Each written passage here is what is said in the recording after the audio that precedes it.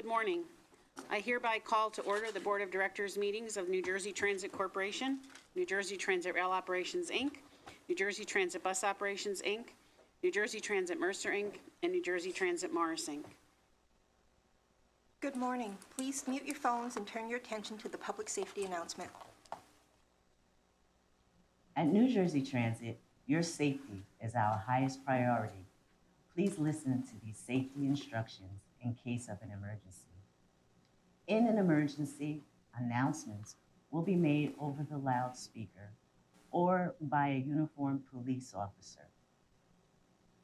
The primary exit for this location is the stairwell adjacent to the elevators, which can be located by exiting the boardroom and proceeding through the glass doors. There is a second alternate staircase that can be accessed through the door at the front of this room to the right behind the board dais. New Jersey Transit Police will administer CPR and use the defibrillator located near the elevator if necessary. Fire extinguishers are located in the front and back of this room. Please be guided by the directions of the New Jersey Transit Police and staff. As a reminder, members of the public are not permitted to approach the dais and should only share board meeting materials with New Jersey Transit staff at the reception desk. Thank you and have a safe day.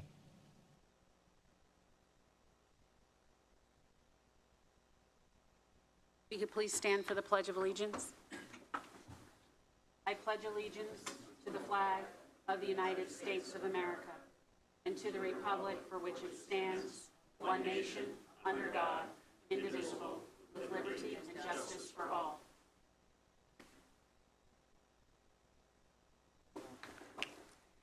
I will now take roll call. Board Member Brown? Here. Board Member Gordon? Here. Board Member Morocco? Here. Board Member Nara? Here. Board Member Thomas? Here. Board Member Weiss? Here. Board Member Koenig? Here. Board Member Cruz? Here. Vice Chair Carson? Here. Chair Gutierrez-Scacchetti. Here. For the record, Board Members Keniff and Nara are participating remotely. Board Member Doshi will be joining us shortly, and Board Member Medina is absent. This is a meeting of the New Jersey Transit Corporation and its affiliates and subsidiaries. Adequate notice has been provided in accordance with the Open Public Meetings Act and NJ Transit's enabling legislation. Notice was filed on December 6, 2023 with the Secretary of State and sent to newspapers of general distribution, posted in the main entrance of NJ Transit's headquarters, published on the corporation's website, and sent to each individual agency and organization that requested such notice.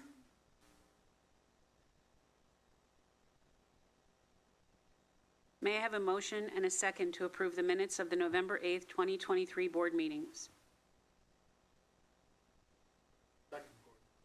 Any discussion on the motion? Hearing none. Megan, please take roll call vote. Board Member Doshi? Yes. Board Member Gordon? Yes. Board Member Morocco? Yes. Board Member Nara? Yes. Board Member Weiss? Yes. Board Member Koenig? Yes. Board Member Cruz? Yes. Vice Chair Carson? Yes. Chair Gutierrez-Scacchetti. Yes. Motion carried. At this time, I would call upon President and CEO Kevin Corbett to deliver his monthly report.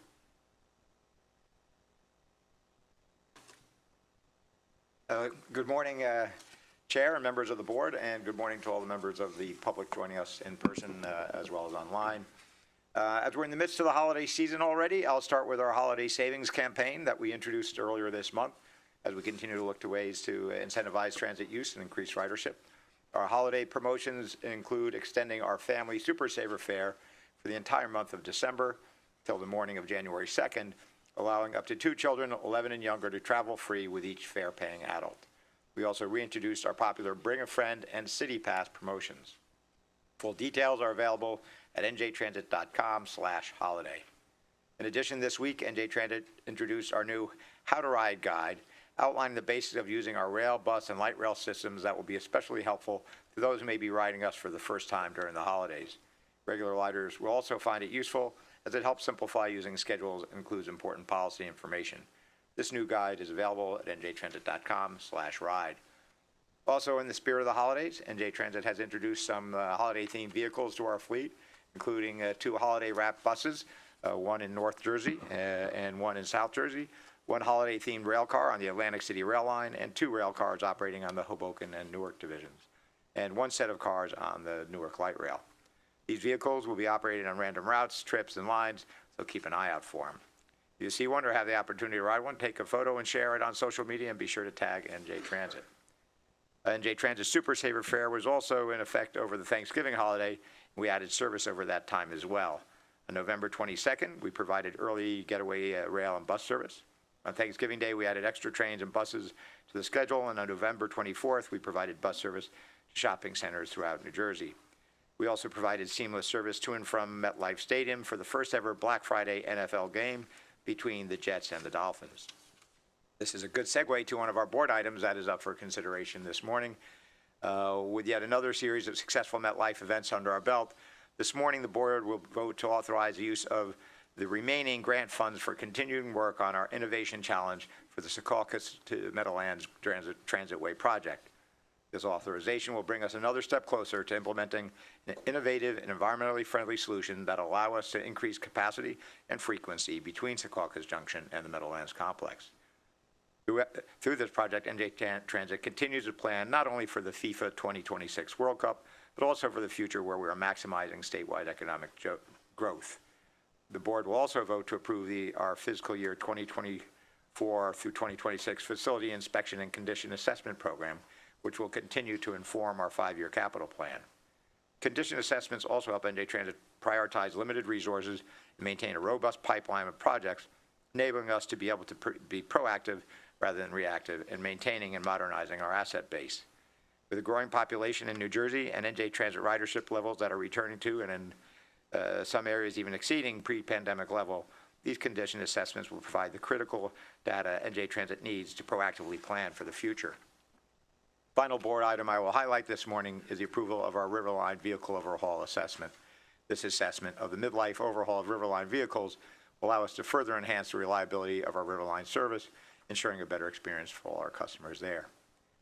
Moving on to updates on our infrastructure. On November 30th, I joined Governor Murphy, NJ Transit Board Chair, and the Governor's Chief of Staff, Diane Gutierrez-Cachetti, U.S. DOT Deputy Secretary Polly Trottenberg, and many other federal, state, and local officials to celebrate the beginning of construction of the Hudson River Tunnel project on the New Jersey side at Tunnelly Avenue. In addition to the $3.8 billion award that I mentioned at our last month's board meeting, this groundbreaking was a result in large part of a $25 million RAISE grant that was awarded this summer by US DOT. As I said at that event, this project is essential not just to the future of the Northeast and New Jersey, but given our region's role as the center of world capitalism and global commerce, it is no exaggeration to say that it is vital for the United States in order to remain a leader on the world stage. There's yet more good news for increasing Trans-Hudson capacity. Also on November 30th, Amtrak, in coordination with NJ Transit, initiated the procurement process for the Sawtooth Bridges replacement project, another component of the overall Gateway program. These spans, which do not cross over the water, they cross over rails. These spans, which have exceeded their useful life and are a choke point in a critical section of the Northeast Corridor, were built in 1907 and are in need of replacement and expansion. This procurement puts us another step closer to increasing capacity and reliability for NJ Transit and Amtrak customers, and to ultimately eliminating another major bottleneck along the Northeast Corridor. A few items to wrap up this morning. First, some of you may have seen the news that the city of Newark has recorded a significant drop in its homeless population over the last year, according to newly released state data. While the reasons for this decline are multifaceted, one key factor is certainly our New Jersey Transit Police Department and all the hard work in its innovative community outreach unit has been doing at Newark Penn Station, which I've spoken about at previous board meetings. Our thanks and congratulations go out to our police chief, Chris Gisello, and our NJDPD Inspector Nick Capriglione, and the entire outreach unit, whose partnership with the city, particularly dedicated to the efforts focused around Newark Penn Station, has been instrumental in contributing to the city's success in reducing homelessness at Penn Station. and throughout the city. In keeping with this season, I'm pleased to note that NJ Transit hosted a number of holiday celebrations and community building events over the past month.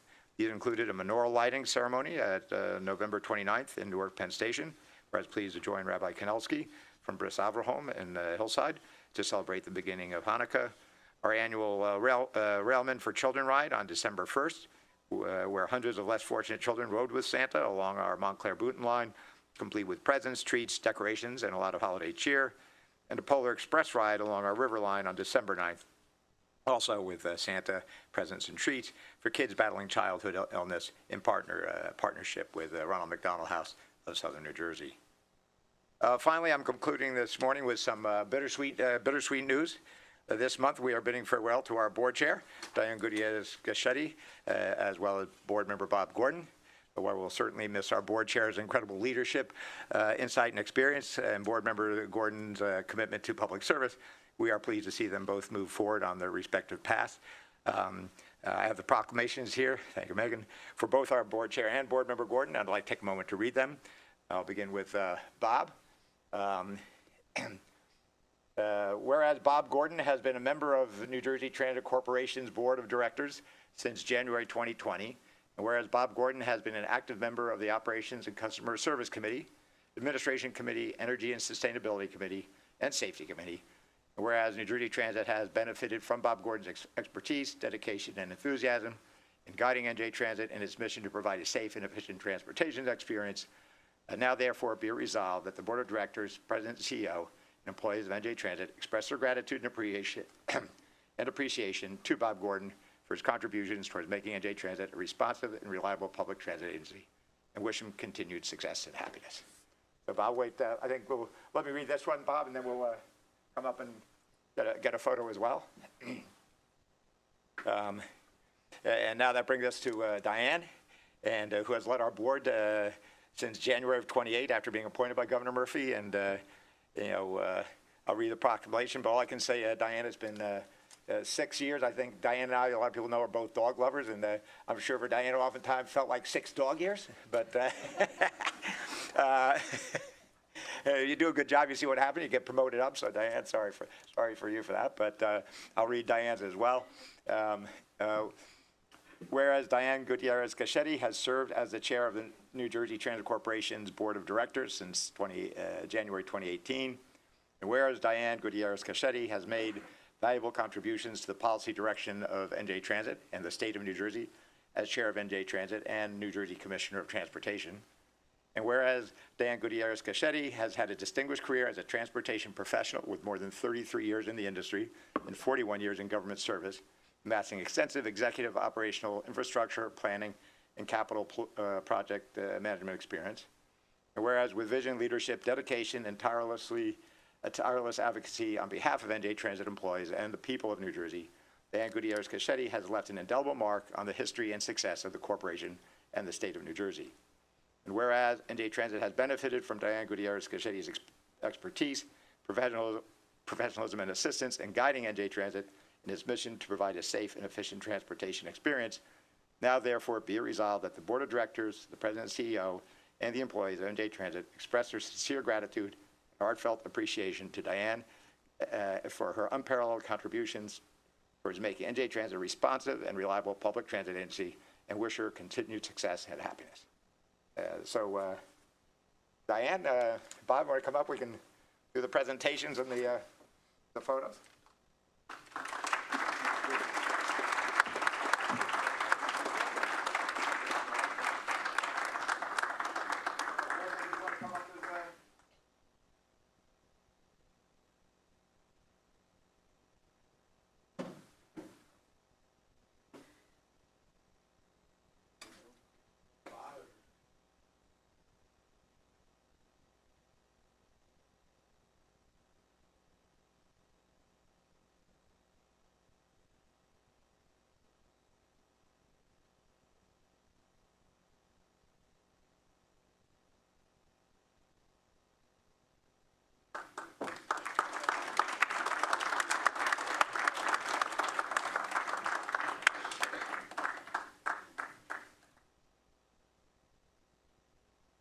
And that, Chair, concludes my report.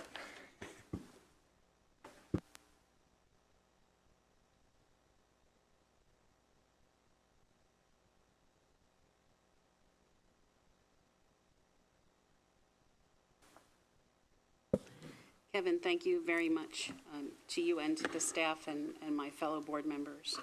At this time, I would ask if there are any public comments.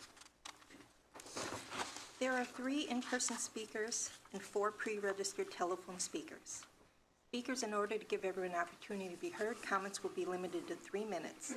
We will first take comments by elected officials, then priority access will be given to in-person speakers. We will then take comments from pre-registered telephone speakers, followed by any additional telephone participants who are queued to speak. Those participating by telephone, if you have not already done so, please press star 1 on your telephone keypad to enter the queue to speak. You will hear a brief tone to indicate you have successfully entered the queue. The first speaker is Assemblywoman Shama Haider.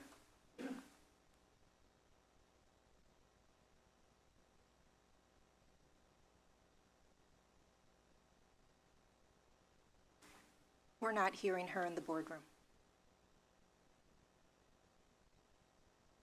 Do. There we go. Can you hear me now? Yes, thank you. You can proceed now. Sorry.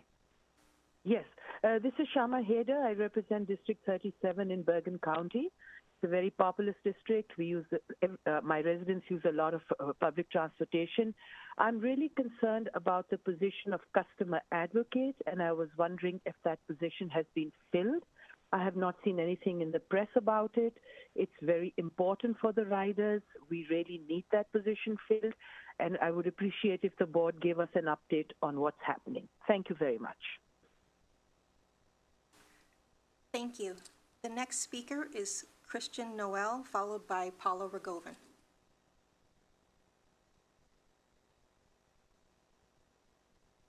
Good morning. Chris Noel from Fort Lee. I do a lot of volunteering with different organizations like Food and Water Watch, and I wanted to talk about the transit grid, proposed transit grid project, which, as far as we know, has a gas plant at its center. And, Bob Gordon has mentioned that there's the idea that it would be transitioned to RNG and hydrogen in the future to kind of counter any greenhouse gases. The proponents of RNG use many devious PR frames and tactics that have been used successfully for decades, as Bob Gordon, as a lobbyist, should know very well. Across the tobacco, sugar, big car, fossil fuel industries, their so-called RNG is what is known as a silver boomerang. Silver boomerangs are plausible-sounding solutions that result in negative consequences and that take away any potential gains. RNG would use the same leaky distribution pipelines as fossil gas. Greenhouse gas emissions from RNG are not counted as part of New Jersey's greenhouse gas inventory, which would allow the state to claim it had met its targets while possibly increasing greenhouse gas emissions. Proponents of RNG claim that they will decarbonize natural gas by adding hydrogen to methane and burning it together, thereby reducing the amount of CO2 and methane emitted. But adding hydrogen to methane, known as synthetic RNG, is not even being done on a commercially viable scale. And this is what is known as magic. Well, magic are false dawns that never break, which only serve to postpone the implementation of real solutions we already have. And at best, if it becomes commercially viable, synthetic RNG will be another silver boomerang, because synthetic RNG would increase NOx and hydrogen emissions. And sure, they don't contain carbon, so on top of being magic and a silver boomerang, it's just a bait and switch. And then, NOx and hydrogen, which would be emitted, still have a lot of serious health and climate impacts.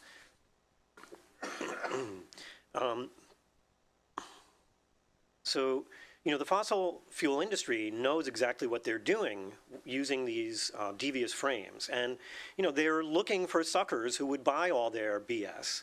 And apparently they found some with some of you, who seem to have bought this idea that RNG and synthetic RNG are a viable renewable solution in the future.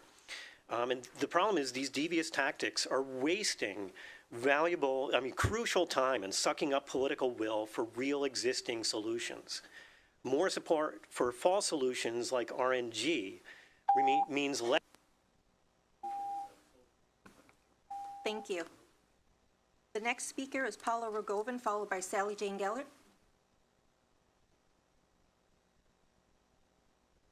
Good morning, Paula Rogovin, Don't Gas the Meadowlands Coalition. First, I'm just want to ask Kevin Corbett how having a lot of cops reduces homelessness. That was rather strange. Anyway. In May, New Jersey Transit was supposed to announce the 2 bidders for the microgrid project. So what's going on? Who are the 2 bid finalists? Will it be a gas plant? Will Transit be dropping the microgrid project? Will Transit try to transfer the money to another project? If New Jersey Transit needs community support to get the FRA to repurpose the money, and use it to improve public transportation and at the same time use renewable energy and protect the health and lives of New Jerseyans. We will organize hundreds of people to go with you to Washington to get them to help repurpose that money from the transit grid. It would also be great if in addition to that over 500,000 from the federal government, using the 10.5 billion from highway expansion for public transportation will help with that too. We can get hundreds of people to work with you on that effort. For now, we will assume that Transit is going ahead with the gas plant. The health of the residents of Kearney, Newark, Jersey City, and other towns nearby will be directly impacted by the gas plant. Residents of these cities are already overburdened by pollution. The pollution from a gas plant, New Jersey Transit gas plant, can only make things worse. For women, maternal health, miscarriages, stillbirths, the health of children is at stake. For everyone, asthma and other heart and lung diseases, cancer, and more. I'd like to ask personally the chairperson, Diane Gutierrez-Cucchetti, in your position as the chief of staff to Governor Murphy, that you will help clarify the situation with New Jersey Gas Power Plant, help stop it, help stop the PVSC plant and the Ironbound, the TGP compressor station in West Milford that could poison the water supply for 4 million of us, to help stop the LNG export in Gibbstown, to help stop the highway expansion. We need you, we need you, we need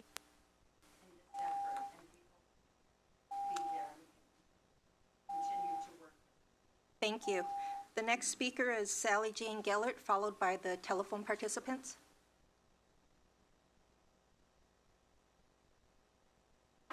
Good morning. Sally Jane Gellert, Lackawanna Coalition. Last month, our Legislative Director, Rita Havrilla, and ScatterTAC member Anthony Lanzalotti both tried to call into the board meeting to discuss the coalition resolution on Kingsland Station and to support the ScatterTAC regulations. Both were unable to get through to be heard. I've had this problem in the past. If the moderator learns of it, one can be patched through, but other than hanging up and calling back, there's no way to let anyone know of the problem. These days, with so many organizations using video conferencing software, at the very least, audio-only technology, which admittedly is less energy-intensive than streaming video, should be problem-free. It has now been more than a week since the overhead wires issue that cut service on the Morris and Essex line. As that is the coalition's home line, many of our members have been following the situation closely. We're dismayed. Yes, a day or two, even 2, of no service might be understood, sure, but even after this time, there's no service west of Morristown, nothing from Morristown, Morris Plains, or Mount Tabor. The only transit between Morristown and Dover, serving some intermediate stops, is the local Morris County Bucks service, the 875 weekdays only, and the 880 weekdays and Saturdays, both of which run very limited service, with Morristown connections hit or miss and no service at all in the evenings or on Sundays. There was never any shuttle service for the regular M&E riders west of Morristown, even though 1 or 2 buses would have been enough to allow connections on the weekday, off-peak, and weekend schedules, and for some peak period trains too. I notice the new schedule has a couple of bus connections mentioned, very few. Riders on the Gladstone branch with far lower ridership have Lakeland shuttle buses. Though slow, they provide sole service. The few buses I mentioned are at only 2 stations, Murray Hill and New Providence, the latest being at 6:45 p.m. Why not extra buses for those who usually take later trains? Regarding the Lyndhurst Station program, the coalition does not have a position on Lyndhurst Station itself. What does concern us is the de-emphasized, almost hidden plan to close Kingsland Station. The 2 stations are very different. Even though not far apart by car, the location of Kingsland, right on the route of the 76 bus, right on Ridge Road, has a very different catchment and potential first mile, last mile access to the main line. We realize that it's not handicapped accessible, but it is well used. A member recently noted some 20 or 30 people disembarking on a recent visit. A Kingsland Station stop does not add a great deal of time to a mainline trip and is very convenient to Ridge Road businesses. We strongly encourage you to retain this station even as you build a new Lyndhurst Station. We plan to attend the Lyndhurst Commissioners meeting this evening. The new headquarters at 2 Gateway, we have not seen reporting that addresses the full cost of occupancy. To see this big amount at a time when the fiscal cliff is looming is a little concerning. The optics of choosing to move 2 blocks to leased office space in a building. Thank you. Operator, please open the floor to public comments by telephone participants, beginning with those pre-registered to speak.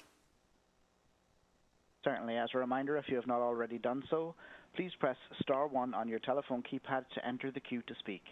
You will hear a brief tone to indicate you have successfully entered the queue. Each speaker will be given 3 minutes for their public comment. A warning will be provided with 1 minute remaining and again with 15 seconds remaining. There are 7 public comments in queue at this time. The first public comment is coming from Andy Weiss. Andy, your line is live and your time will now begin. Good morning. Where is our NJ Transit customer advocate? Where is our NJ Transit customer advocate? Where is our NJ Transit customer advocate?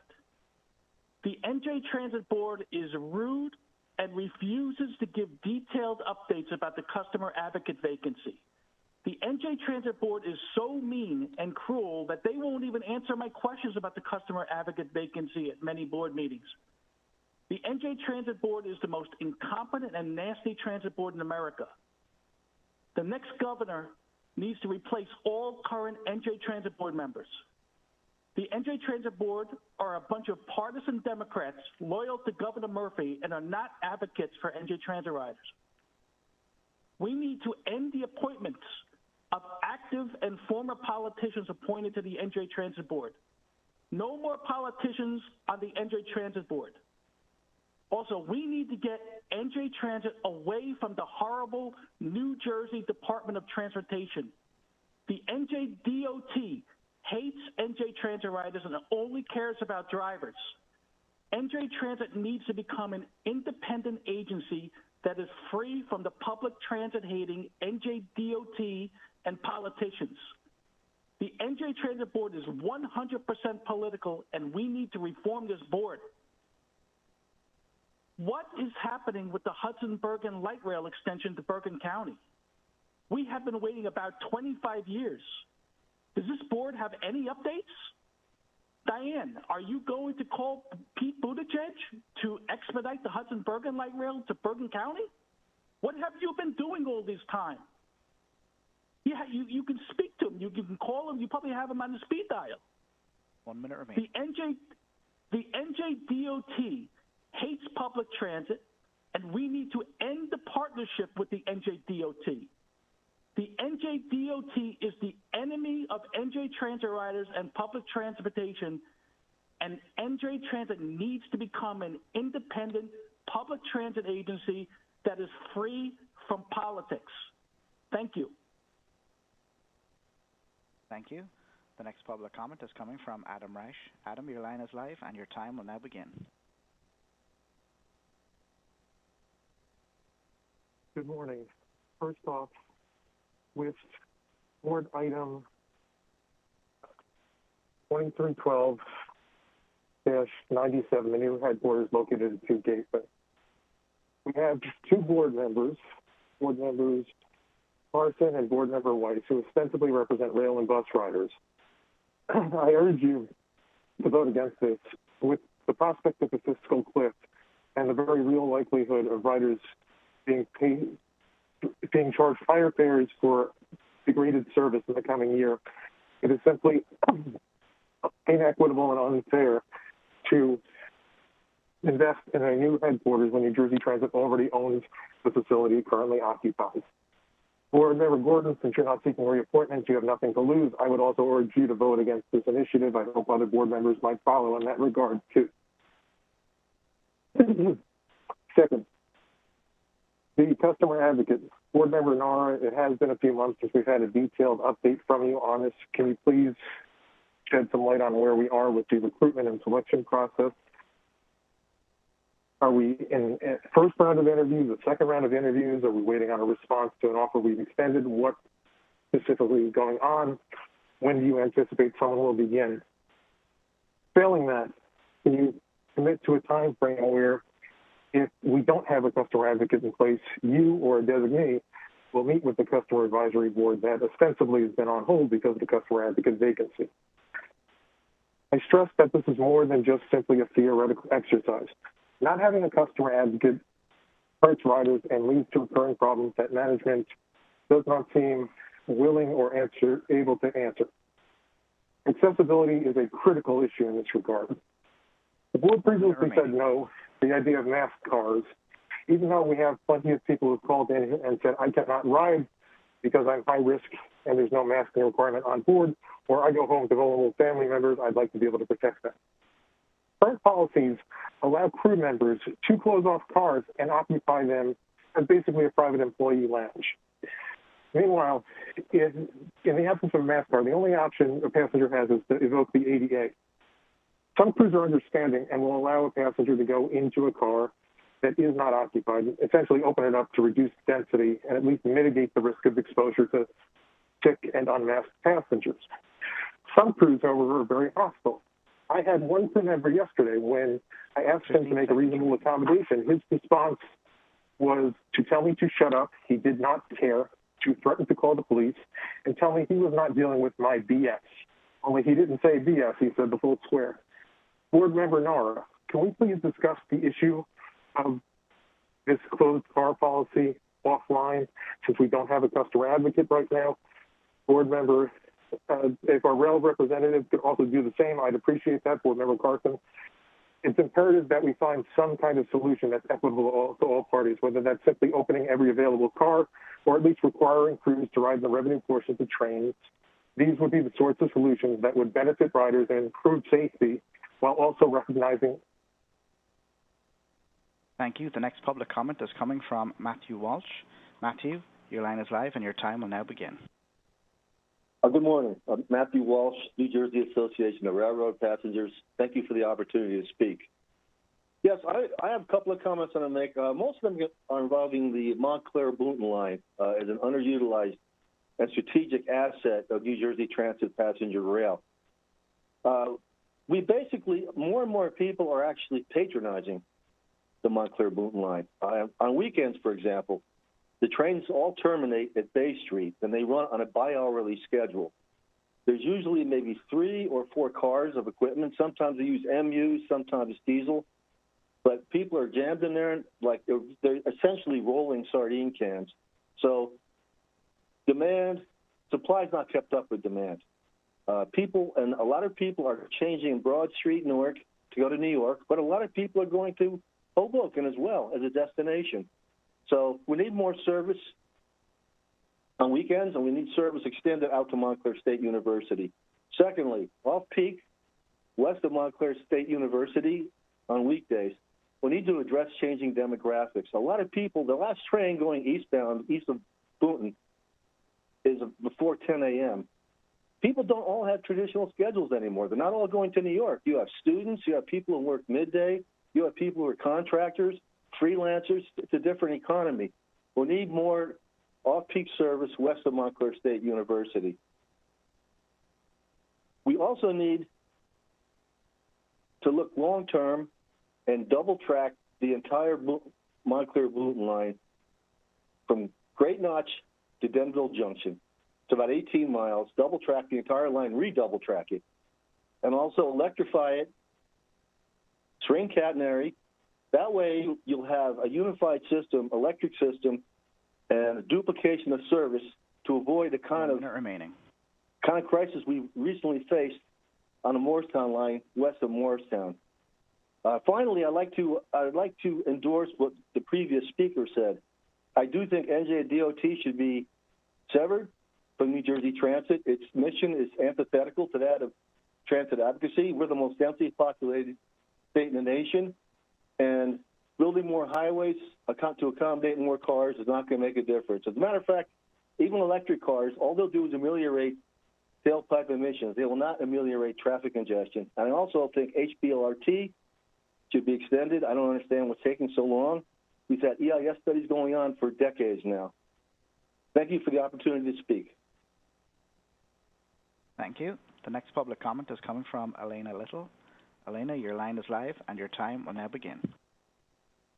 Hi, good morning, board members. My name is Elena Little, and I'm a resident of Jersey City. I'm calling today because there has been a lot of discussion in Hudson County on implementing bus rapid transit, specifically on JFK Boulevard and on other county roads. I ran on this idea in the county executive Democratic primary, and the eventual nominee and current county executive-elect has said that he has incorporated it into his platform as well. So I am hopeful that we can see it implemented. So although the county would be responsible for the road infrastructure, this would definitely require a strong partnership with NJ Transit. So I'm hoping NJ Transit would be proactive in partnering with Hudson County in planning bus routes and running more frequent buses as BRT is studied and implemented. I'm also hoping NJT could investigate electric buses to help our already overburdened environmental justice communities here in Hudson County. Thank you in advance for what I hope will be a proactive partnership with Hudson County, and I'm hopeful that we can see a truly world-class bus rapid transit system. On a different topic, I'm also hoping to ask what the plans are for filling the customer advocate position, as others have also asked. We deserve an answer. And I also loved the point that a different speaker brought up regarding vulnerable passengers and masking. We already have quiet cars. This is not a new idea. So why couldn't we designate at least one masked car every train?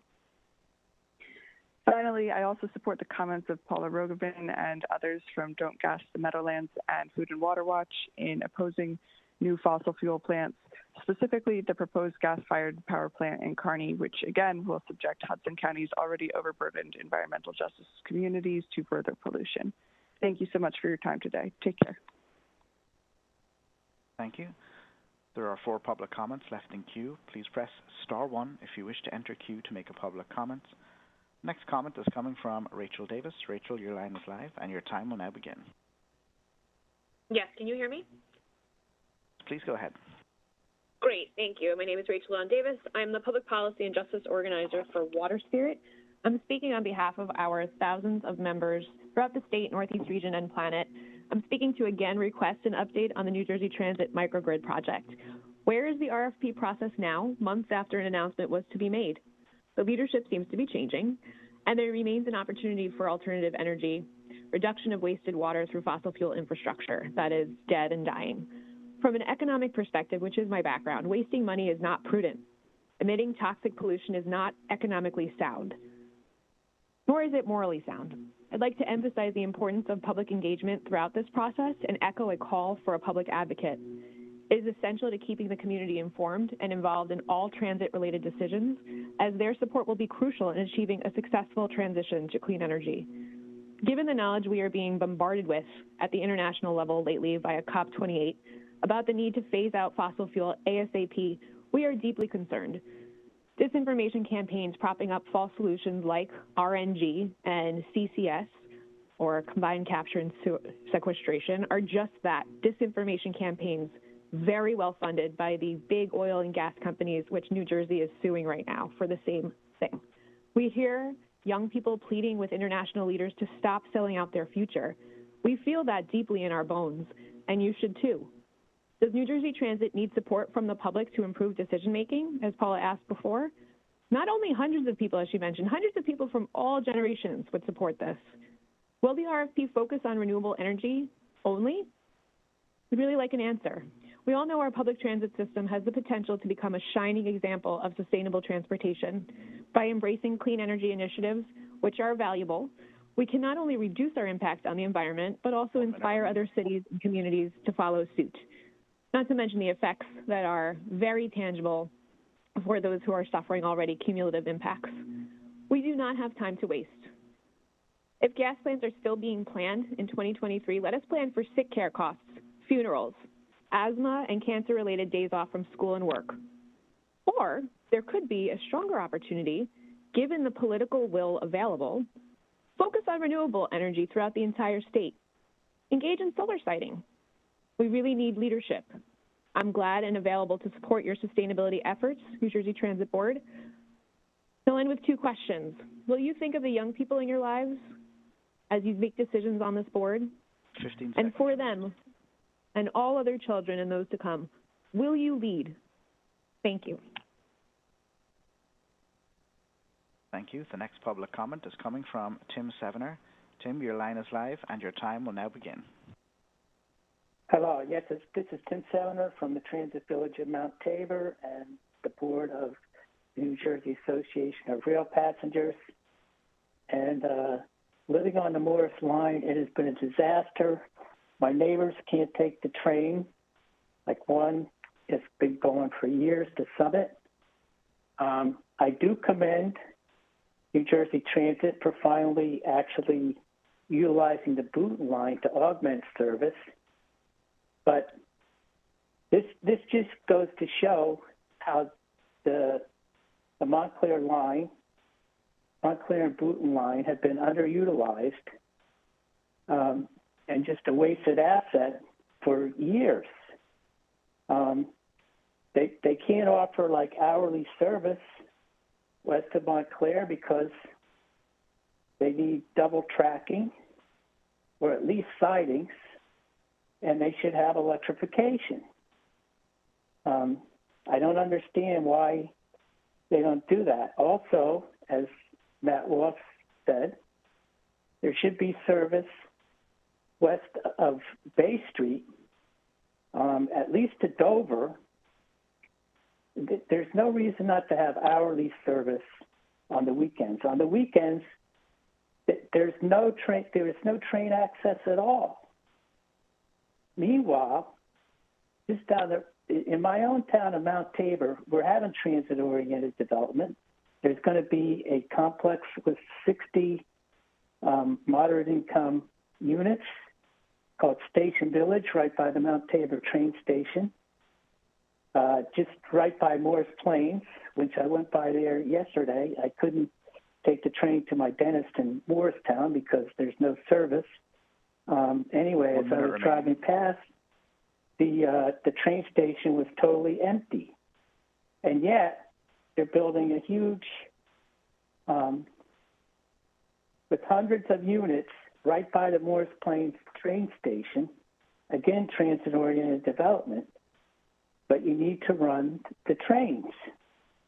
I agree, of course, with opposing the gas-powered New Jersey Transit grid.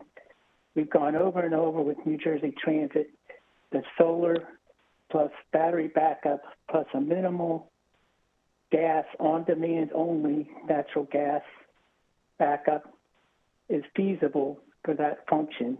15 seconds remaining.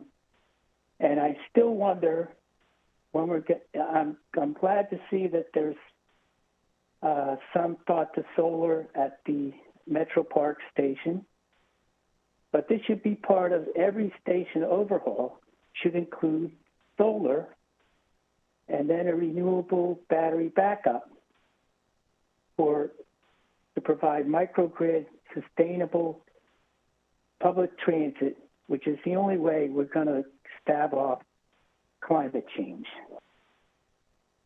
Thank you very much. Thank you. The next public comment is coming from Ken Dolsky. Ken, your line is live and your time will now begin.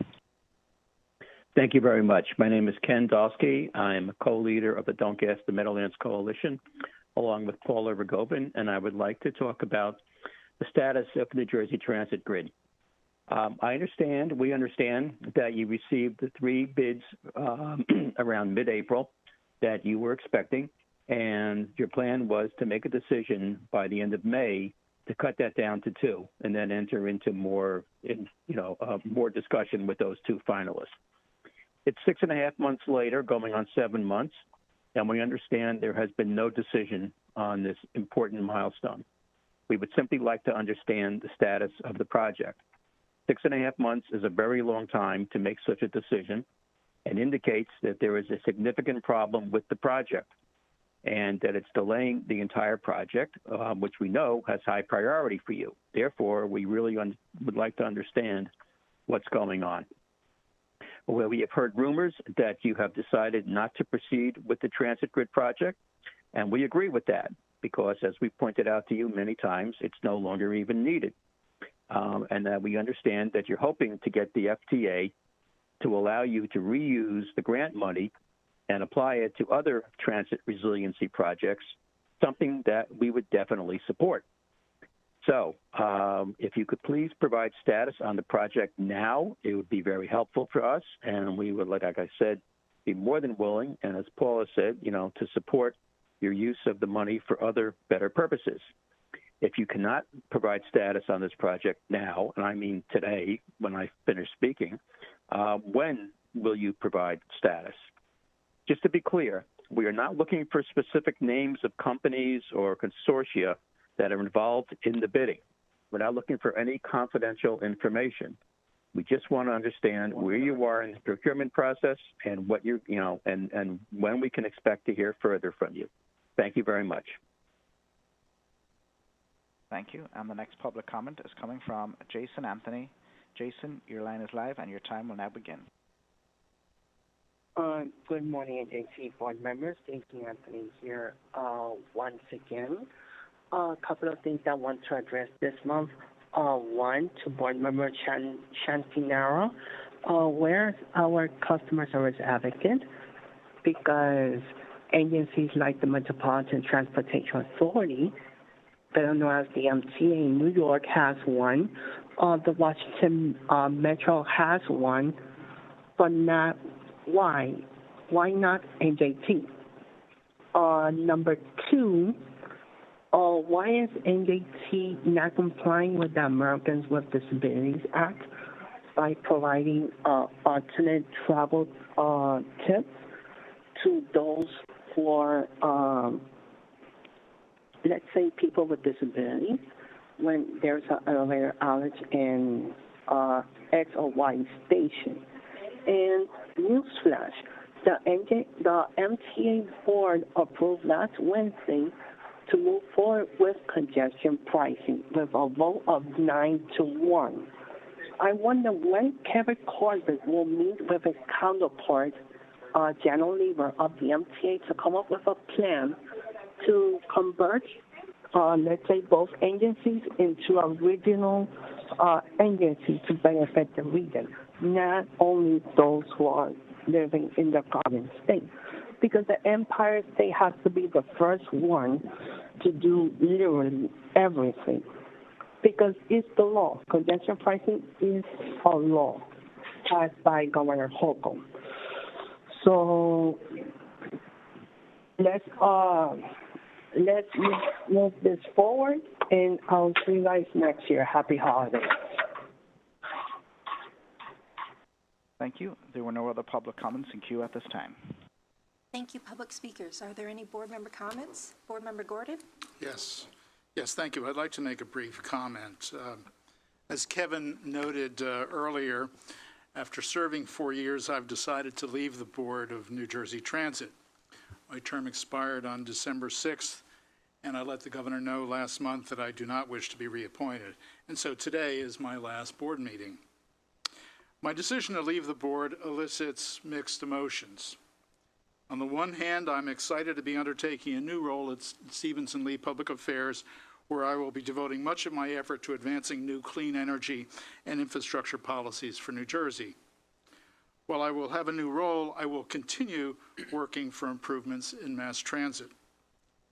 At the same time, I regret that I will not be here to work with the board and transit staff in confronting what may be the greatest challenge in the agency's history. I'm speaking, of course, of the billion-dollar budget deficit that we must address in the coming months. Because much of our spending is contractual and driven by escalation factors, that shortfall will only grow if a solution is not found. To her credit, the chair has stated that before we go to the legislature or to our customers for new resources, we need to find cost savings in every possible efficiency.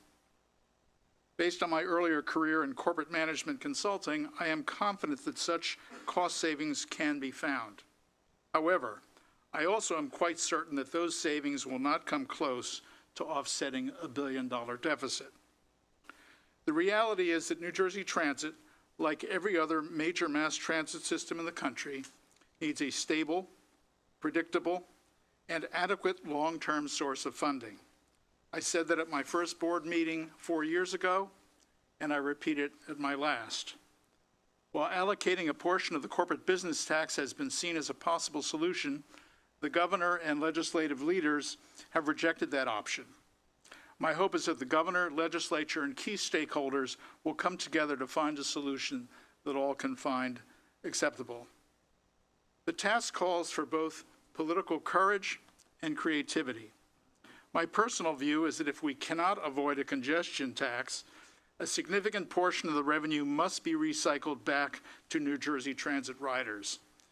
As recently documented by the Regional Plan Association, New Jersey commuters now represent nearly 10% of all workers in New York City, 44% of all commuters into the city, and contribute a massive $61.7 billion to the regional economy. Our leaders must continue to press New York for our fair share of that revenue. We also need to try new approaches. One option I would suggest is updating our existing impact fee laws. I was looking at this just before I left the Senate. If a property developer is going to build a project that increases demand for transit services, that developer should contribute funds to alleviate the stress on the system. Again, this mechanism will not generate the total revenue required, but could contribute to a funding package. I urge my friends and former colleagues in the legislature to make New Jersey transit funding reform a major priority in the upcoming session of the legislature. Let me close by saying that it has been a privilege to work with our chair, my fellow board members, the exceptional New Jersey Transit staff, and many of the rider advocates I've met over the last 4 years. I feel particularly lucky to have been a member of what I call the transit class of 2020, because I learned so much from and enjoyed working with James Adams, Cedric Fulton, Shanti Nara, Sangeeta Doshi, and Rich Morocco. And I can't say enough about the dedication of the New Jersey Transit staff. From Kevin to our people in the field, you all could be making more money doing other things, but you work here because you want to serve the people of New Jersey. The advances of the last 6 years would not have been possible without you. And I'd like to wish my very best to Diane, our chair, for taking on what is probably the most difficult job in state government. Finally, I want to thank Governor Murphy for giving me another opportunity to serve my state. I am most grateful, and I wish all of you the very best as you address the challenges ahead. Thank you very much. Thank you. Are there any additional board member comments? I will close it out. Okay. Bob, Senator, it has been a privilege to have you on the board, and your knowledge and expertise, both as a senator and as a BPU commissioner and in your private life, have been important to this board. Thank you. And it's important for all of you to know that while we all don't always agree, we always have the utmost respect for each other. If we all agreed on everything, that would be problematic, certainly. And I understand and listen to the public comments, and believe me, many of them will stick in my head for a very long time. But this is a board of great reputation, of thoughtfulness, and a board that takes a fair amount of incoming, unnecessarily so. We have our strong members of labor who help make sure we stay on the straight and narrow with those who serve all of you every day. We have people from the private sector, from other areas of government, from the south, from the north, rides buses, rides trains. I don't think there could be a more inclusive board for the purposes of this agency. And while people don't appreciate the fact that we don't, it would be remiss of us to speak from here without necessarily having the full information on a particular topic. I know the customer advocate is of utmost importance. It is to this board as well. And board member Nara has done as much as she can to find a qualified candidate. To be honest, we get many, many resumes in response to that particular position, but they're not advocates by any stretch of the imagination. If you want someone who is truly an advocate and you want to recommend somebody, please submit it to us. We're happy to look at it. But we take great pride as a board in what we do, I think both individually and collectively. We don't sit here because not one member of this board is compensated for their time as a member of the New Jersey Transit Board. They travel from all over the state, not compensated for their time away from their offices.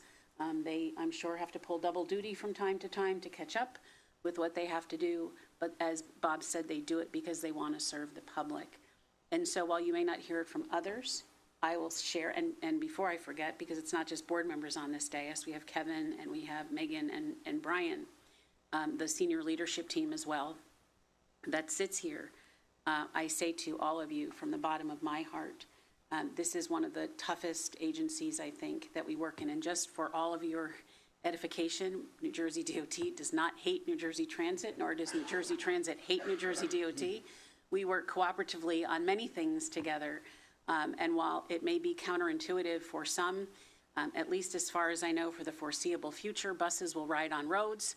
And so we do work collaboratively and in the spirit of the best interests of our transportation system. And so from this dais, from the leadership team to the staff, it has been truly an honor and a privilege to serve on this board, and especially as the chair. I am not going far, as I tell the folks at the DOT. I will only be going across the street, as we used to call it years ago, to the State House, keeping an eye always on the importance of the transportation system in New Jersey and continuing to support it and hopefully lift it up to where people understand just the power that it has in New Jersey to make life better for people, all people that use all forms of transportation. That is always our goal. So Kevin, Justin, to Paul, to Rick, to Anthony, to the chief, to everybody that I probably forget to name, Brian, Megan, Kevin, it has been an honor and a privilege to serve in this role for what will be just 6 years as I make my transition in January. And with that, Megan, the floor is yours. Thank you. Suzanne Mack will present the advisory committee report.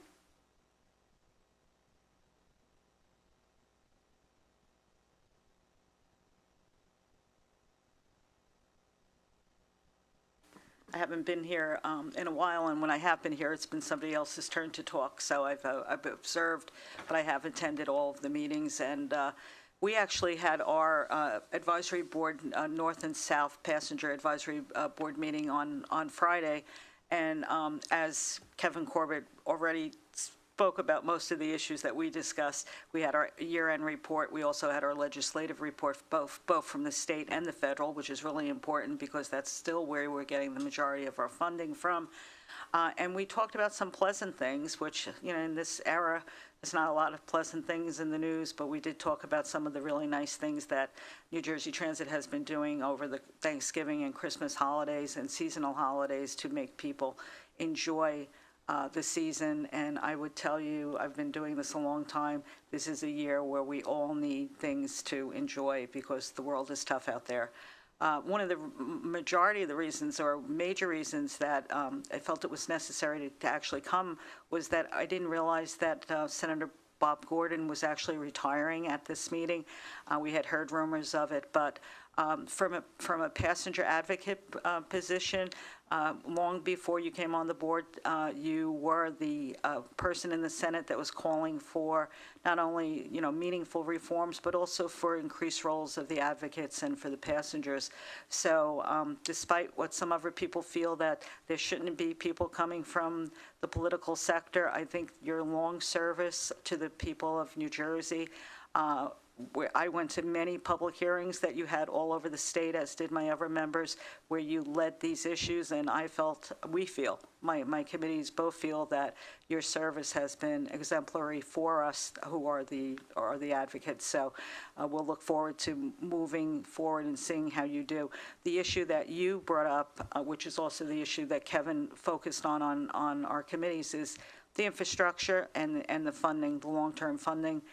Without long-term funding, agencies don't exist, and you cannot deliver the services to the people of New Jersey. So you have identified it. My committees both have made this offer before to have the individual board members use us more effectively in terms of if there are issues you want us to look into for you. Not that we have time either, but we have different views sometimes, and task us through Kevin, give us assignments. We used to do that more, and we'd be happy to get into it again.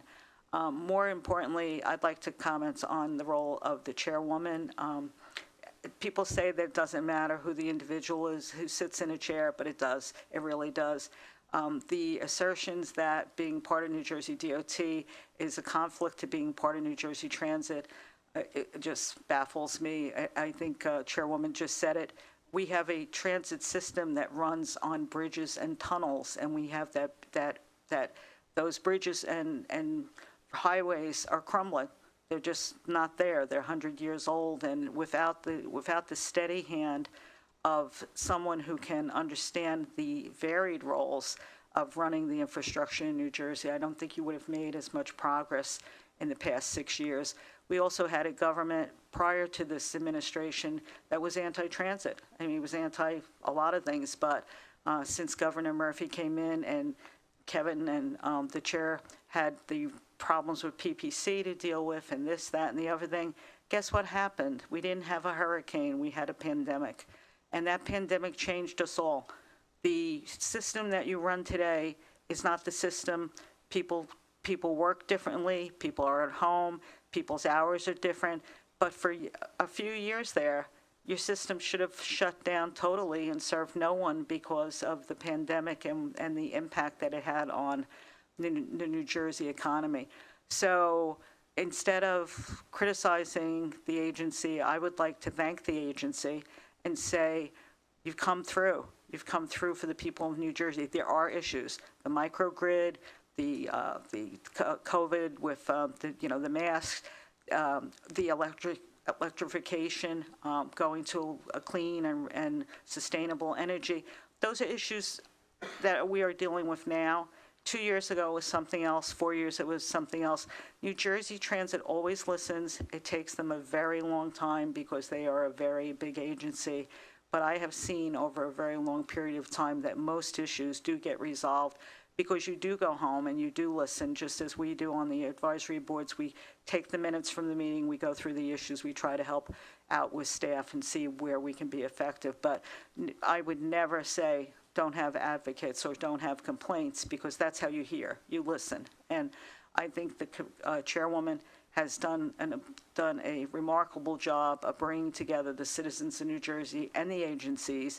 And although I am very sad to see her go from this dais, she's not going far. And she will take with her everything that she learned here, and New Jersey will be in a much better place because of it. I thank you for all of your service, all of the board members. Thank you.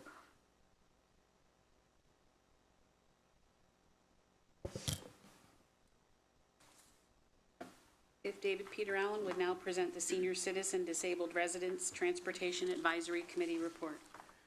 Okay, thank you. Good morning. Good morning. I am David Peter Allen, Chair of ScatterTAC, the Senior Citizens and Disabled Residents Transportation Advisory Committee. Our statement today is longer than usual since it is our semi-annual report. Our vice chairs, Sally Jane Gellert and Jim Blaze, and I are at the midpoint of our terms, so we now look back on this year and forward to next year and beyond. I have been a ScatterTAC member now for 20 years. Back then, there were only 2 other members who were not motorists, although one of those motorists was Frank Herbert, known as the father of New Jersey Transit, who sponsored the original legislation that established the agency.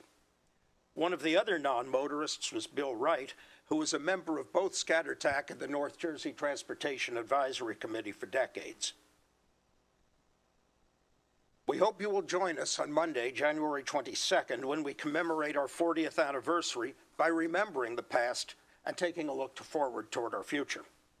The event that dominated this year for us has been the struggle to retain our historic purview, which includes many issues that concern our seniors and persons with disabilities, instead of a proposal that would have limited us solely to the ScatterTAC grant program for counties.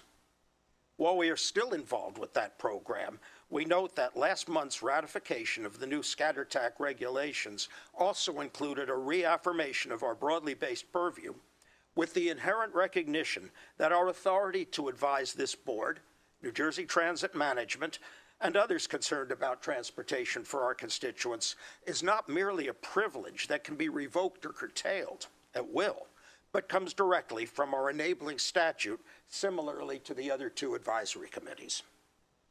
A person involved with community transportation asked me what improvements our current officers hope to achieve during our term.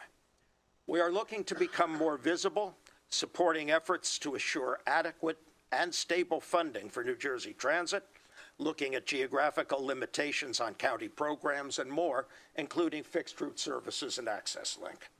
We have raised the possibility with New Jersey Transit managers about joint efforts to increase our outreach, and we are still looking forward to receiving a positive response. In order to achieve improvements in all New Jersey Transit and county services, there are 2 essential prerequisites: respect for our committee and adherence to the rule of law. Our committee has 2 fiduciary obligations. The first is to our constituents, the seniors and persons with disabilities who ride New Jersey Transit and affiliated carriers. A majority of us depend on those services, and 40% of our appointed members use Access Link. The second is to our committee itself, to preserve and strengthen our ability to serve our constituents. As an attorney at law of this state, I have a third duty: to my profession and to the rule of law. This includes protecting our committee and our constituents from arbitrary and capricious decisions that would interfere with our statutory mandate to help those riders. Throughout my tenure as a ScatterTAC member, I have always believed that a lack of visibility and therefore a lack of respect has impeded our efforts to pursue our statutory mandate in the past. That is why we now report to you at every meeting of this forum, even though we are often relegated to a shorter statement than the other 2 advisory committees are allowed.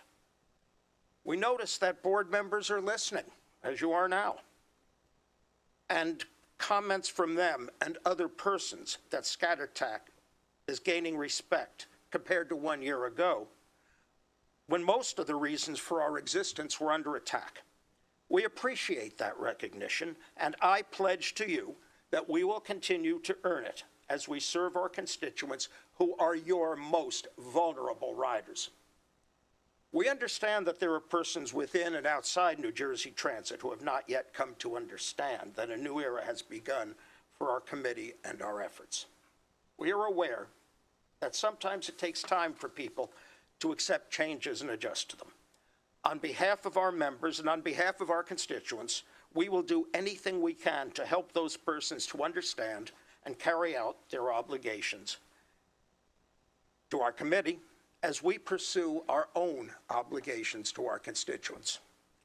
We did not hear any presentations from counties this month, and we spent most of our discussion time preparing for our 40th anniversary commemoration on January 22nd. We hope you can join us for that event. We commend New Jersey Transit for its smooth takeover of the former Coach USA bus lines in and near Essex County. Scheduling and ridership have improved, scheduling and reliability have improved, and so has ridership. We remain concerned about Access Link, since we continue to hear complaints about it from riders, including some of our own members. Namika Parker, the director of Access Link, appeared at our meeting last month and reported that she is not expecting any difficulty complying with the stricter service schedules and standards that the Justice Department will impose effective December 22nd. On behalf of our constituents who ride Access Link, we wish her well and express the hope that she is correct. We have heard that Access Link will begin a test of appointment-based scheduling, which we expect will improve the likelihood of riders making it to their appointments on time. The scheduling reform is sorely needed, and we hope that the test goes well and leads to full implementation soon. We have received positive reports about the use of Uber or Lyft vehicles for Access Link trips, although we suggest that a person at Access Link be available by phone at all hours the program runs to assist as needed at the individual trip level. Finally, like Mr. Gordon, we have frequently expressed our concern about the fiscal cliff that transit agencies generally, and New Jersey Transit in particular, will face when the COVID relief money runs out. We hope that the officials who govern our state can find a solution so that our transit will be able to keep going with full service and even expanded services into the future, not only for our constituents, but for everybody who rides. Thank you.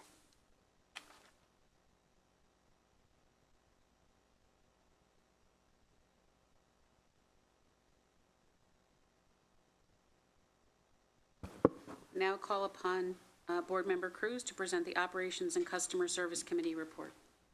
The Operations and Customer Service Committee received an update on trends, analysis, and actions for rail, bus, light rail, and Access Link. The committee also received an update on the cost of service. That concludes my report. Thank you. Would Board Member Morocco please present the Administration Committee report? Thank you. The Administration Committee received a financial update.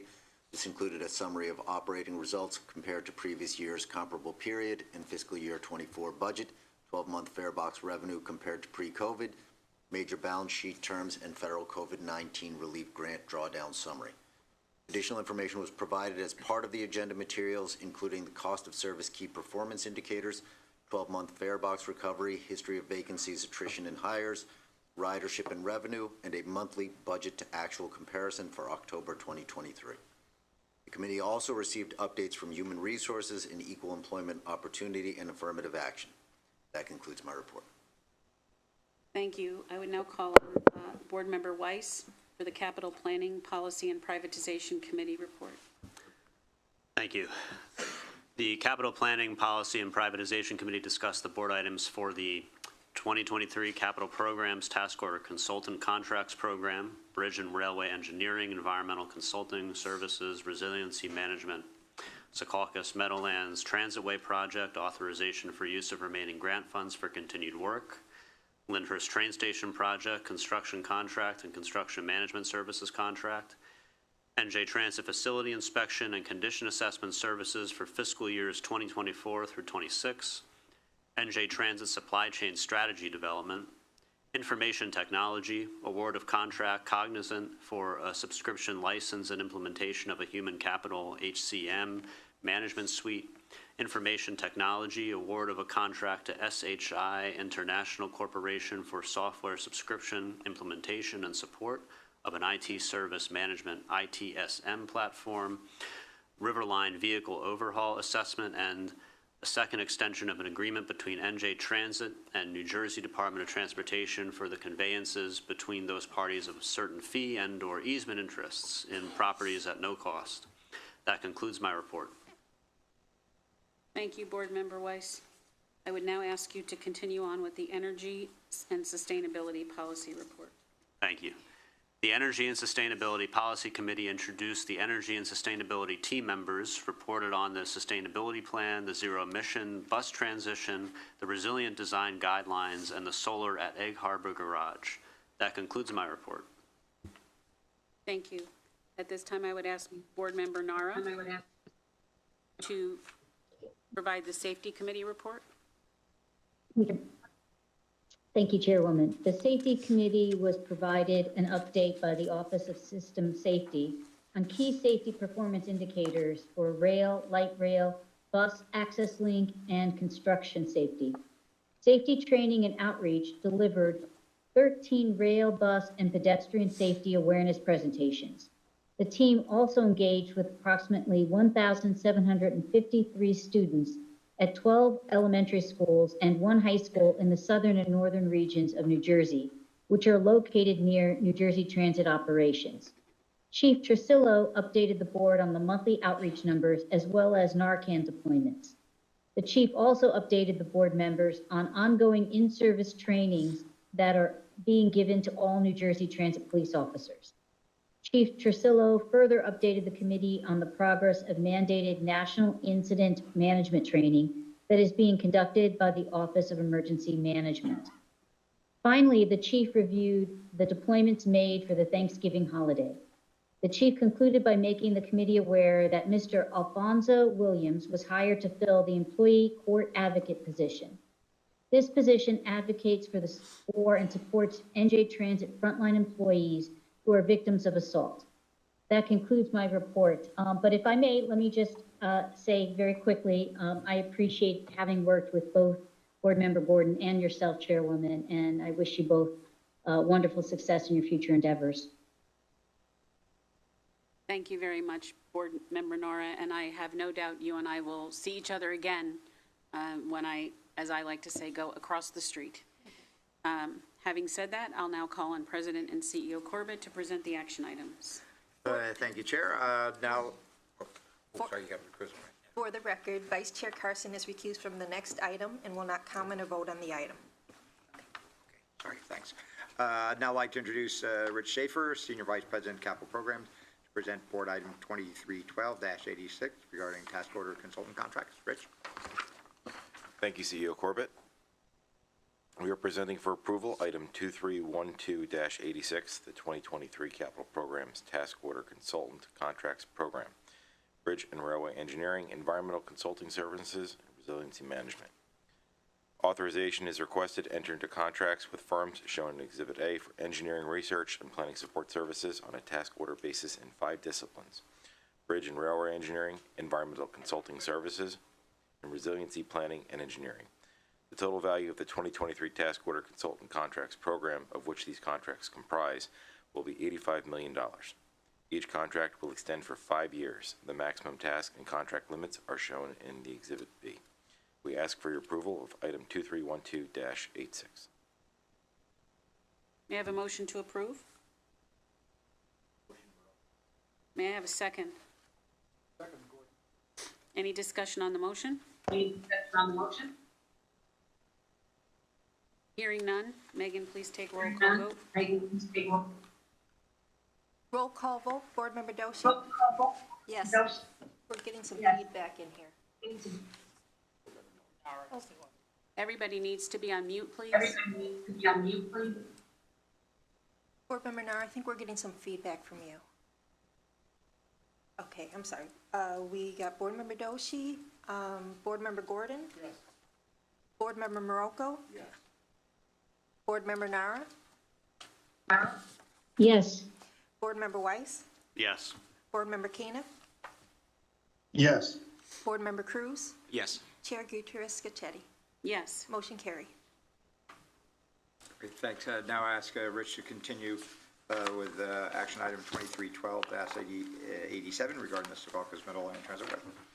Thank you, CEO Corbett. We are presenting for approval item 2312-87, Secaucus Meadowlands Transitway Project, authorization for use of remaining grant funds for continued work. Authorization is requested to use the funds remaining and unallocated from the New Jersey Department of Transportation grant for continued efforts, studies, design, and support of the Transitway project, of which the specificity of tasks and efforts will be determined by staff in the amount of $25,047,215.45. We ask for your approval of item 2312-87. May I have a motion to approve? Second, Gordon.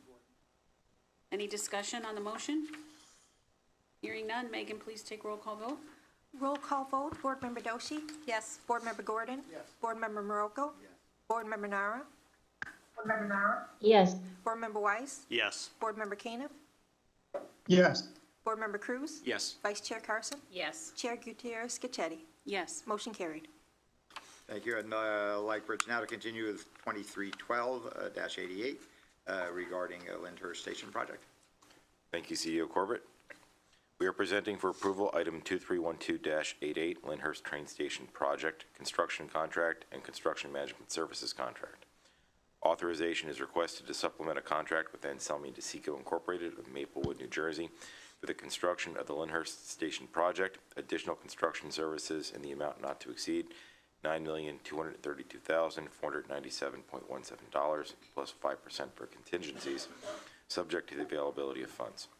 Authorization is also requested to enter into a contract with Urban Engineers of Cherry Hill, New Jersey to provide supplemental construction management services for the Lyndhurst Train Station Project in the amount not to exceed $1,875,144.41 plus 5% for contingencies, subject to the availability of funds. We ask for your approval of item 2312-88. May I have a motion to approve? May I have a second? Second, Gordon. Any discussion on the motion? Hearing none. Megan?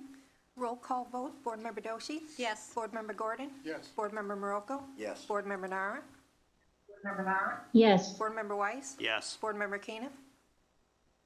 Yes. Board Member Cruz? Yes. Vice Chair Carson? Yes. Chair Gutierrez Scacchetti? Yes. Motion carried. Great, thank you. I'd now like Rich to present 2312-89 regarding inspection and assessment services. Thank you, CEO Corbett. We are presenting for approval item 2312-89, NJ Transit Facility Inspection and Condition Assessment Services for fiscal years 2024 through 2026. Authorization is requested to enter into a contract with Gannett Fleming Incorporated for the provision of facility inspection and condition assessment services for facilities in the Newark Division, Rail Yards, Maintenance Facilities, in Raritan Valley Line, Morristown Line, Gladstone Branch, Atlantic City Line, Princeton Branch, North Jersey Coast Line, and Northeast Corridor Line passenger commuter rail stations. The Central and Southern Division bus garages, shops, terminals, and park and rides, corporate administrative, crew quarters, and other facilities, and for the Newark Light Rail System shops and stations, Riverline System shops and stations, Hudson Bergen Line shops and stations, and other locations as required in an amount not to exceed $6,505,580.92 plus 5% for contingencies subject to the availability of funds. We ask for your approval, item 2312-89. May I have a motion to approve? May I have a second? Second, Gordon. Any discussion on the motion? Hearing none. Megan, please take roll call vote. Roll call vote. Board Member Doshi? Yes. Board Member Gordon? Yes. Board Member Morocco? Yes. Board Member Nara? Yes. Board Member Weiss? Yes. Board Member Kaniff? Yes. Board Member Cruz? Yes. Vice Chair Carson? Yes. Chair Gutierrez Scacchetti? Yes. Motion carried. You're now asked Rich to present his last action item for today, 2312-90 regarding supply chain. Thank you, CEO Corbett. We are presenting for approval item 2312-90, NJ Transit Supply Chain Strategy Development. Authorization is requested to enter into a contract with Deloitte Consulting LLP of Morristown, New Jersey, to develop a supply chain strategy for New Jersey Transit at a cost not to exceed $2,340,000.00, plus 5% for contingencies subject to the availability of funds. We ask for your approval of item 2312-90.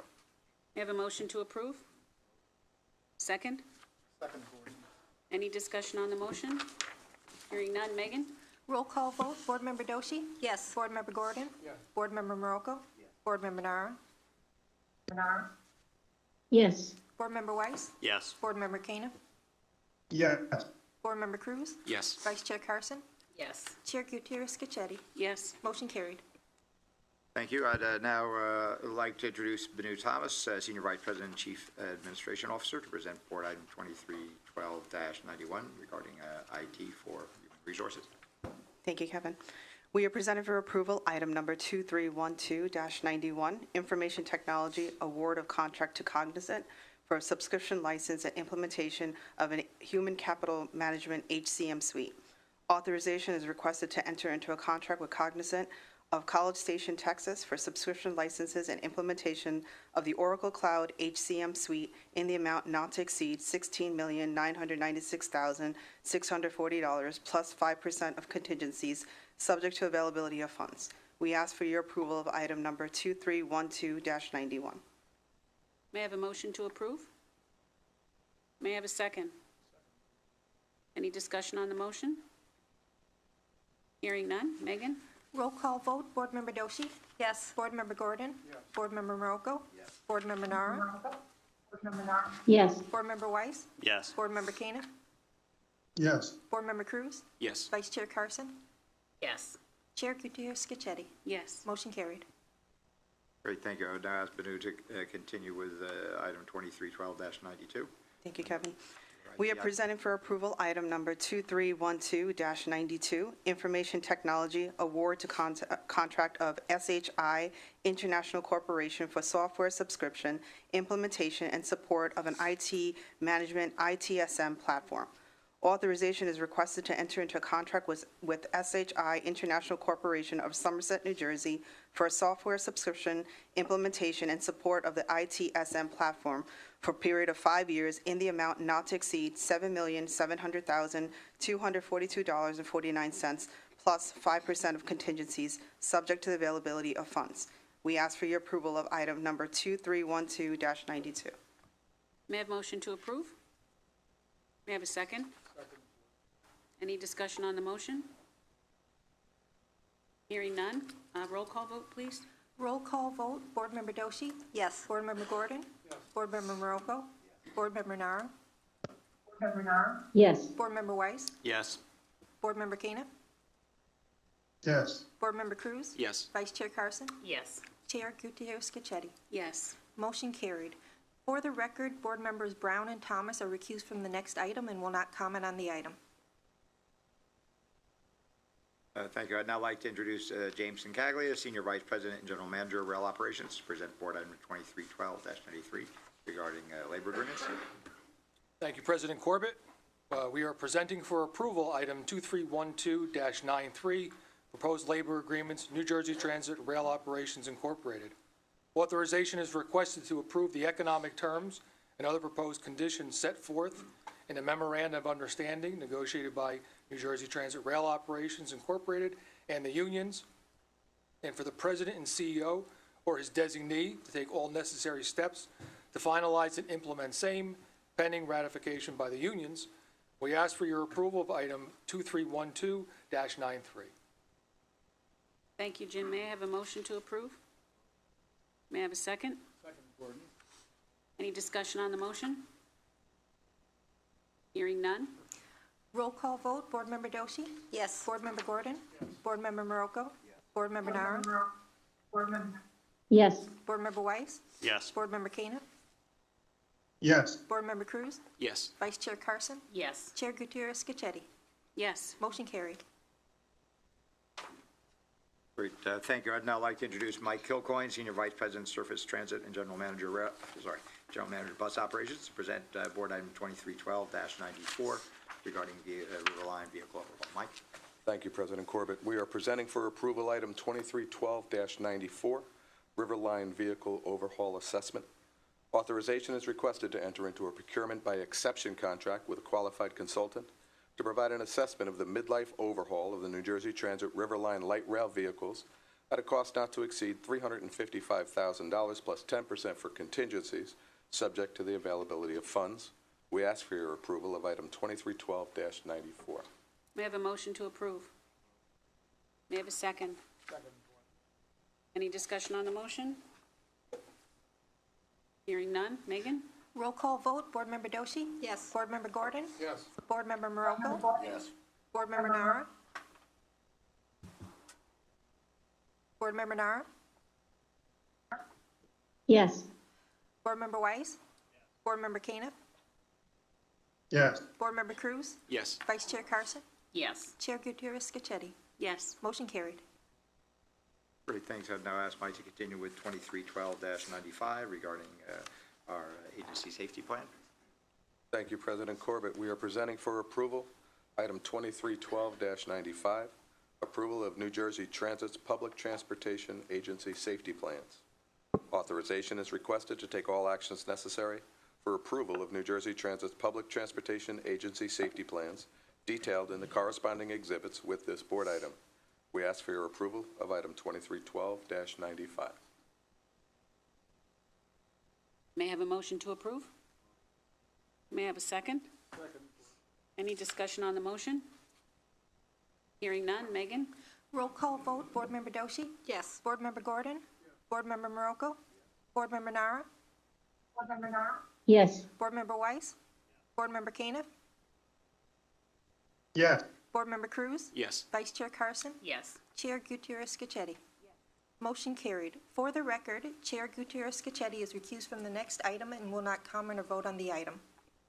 Great, thank you. I'd now ask Jackie Stanford, Acting Senior Vice President, Chief Financial Officer, and Treasurer, to present Board Item 2312-96 regarding agreements between NJ Transit and New Jersey Department of Transportation, which I would as ad lib, what I rarely do, that this only highlights the coordination and the importance of the relation between us and DOT, just for the record. But with that, Jackie, take it. Thank you, Kevin. We are presenting for approval item 2312-96, second extension of agreement between New Jersey Transit and New Jersey Department of Transportation for the conveyances between those parties of certain fee and/or easement interests in properties at no cost. Authorization is requested to enter into an agreement with New Jersey Department of Transportation to extend the 2004 agreement as extended in 2014 through 2024 for an additional period of 10 years. We ask for your approval of item number 2312-96. May I have a motion to approve Board Item 2312-96? Motion, Marocco. May I have a second? Second, Gordon. Any discussion? Hearing none. Megan, please take roll. Roll call vote, Board Member Doshi? Yes. Board Member Gordon? Board Member Marocco? Board Member Nara? Board Member Nara? Yes. Board Member Weiss? Board Member Caniff? Yes. Board Member Cruz? Yes. Vice Chair Carson? Yes. Motion carried. Great, thanks, Jackie. And for the last action item today, I'd ask Justin Davis, Senior Vice President, Regulatory and Government Affairs and Chief of Staff, to present item 2312-97 regarding headquarters move. Thank you, President Corbett. We're presenting for approval item number 2312-97, new headquarters located at 2 Gateway. Authorization is being requested to approve the use of cooperatives, New Jersey state contracts, GSA, invitations for bid, requests for proposals, sole source, and procurement by exceptions to purchase equipment, materials, and services to support New Jersey Transit's move to 2 Gateway, not to exceed $53.6 million, subject to the availability of funds. We ask for your approval of item number 2312-97. May I have a motion to approve? May I have a second? Any discussion on the motion? Justin, was this contemplated in the lease? Yes. Thank you. Megan, please take roll. Roll call vote, Board Member Doshi? Yes. Board Member Gordon? Yes. Board Member Marocco? Yes. Board Member Nara? Board Member Nara? Yes. Board Member Weiss? Yes. Board Member Caniff? Yes. Board Member Cruz? Yes. Vice Chair Carson? Yes. Chair Gutierrez-Scacchetti? Yes. Motion carried. Before we adjourn to executive session, I want to let the public know we will return to adjourn the meeting, but no further business will be conducted. May I have a motion to enter into executive session to discuss personnel matters, contract negotiations, the status of pending and anticipated litigation, and matters falling within the attorney-client privilege? May I have a motion to enter into executive session? May I have a second? Second. Any discussion on the motion? Megan, please Roll take a roll call vote. Roll call vote. Board Member Doshi? Yes. Board Member Gordon? Yes. Board Member Marocco? Yes. Board Member Nara? Board Member Nara? Yes. Board Member Weiss? Yes. Board Member Caniff? Yes. Board Member Cruz? Yes. Vice Chair Carson? Yes. Chair Gutierrez-Scacchetti? Yes. Motion carried.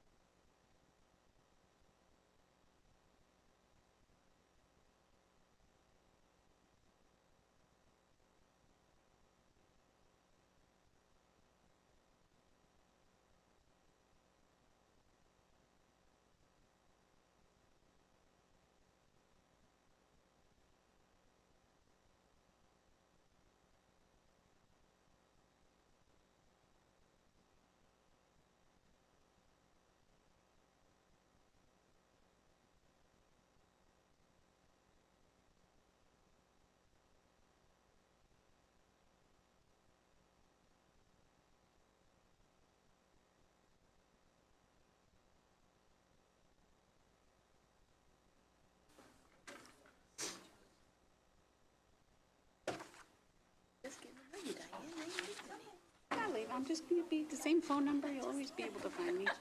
I'm going far. We got a lot to do here. Ready, Megan?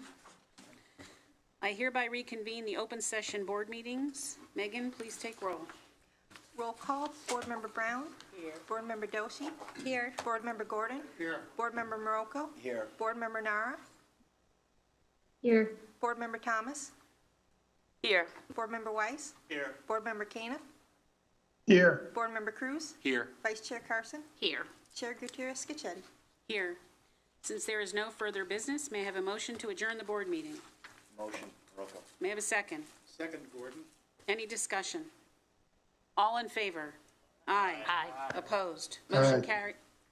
Motion carried, meeting adjourned. That's it for you. Wow. Gavelled out.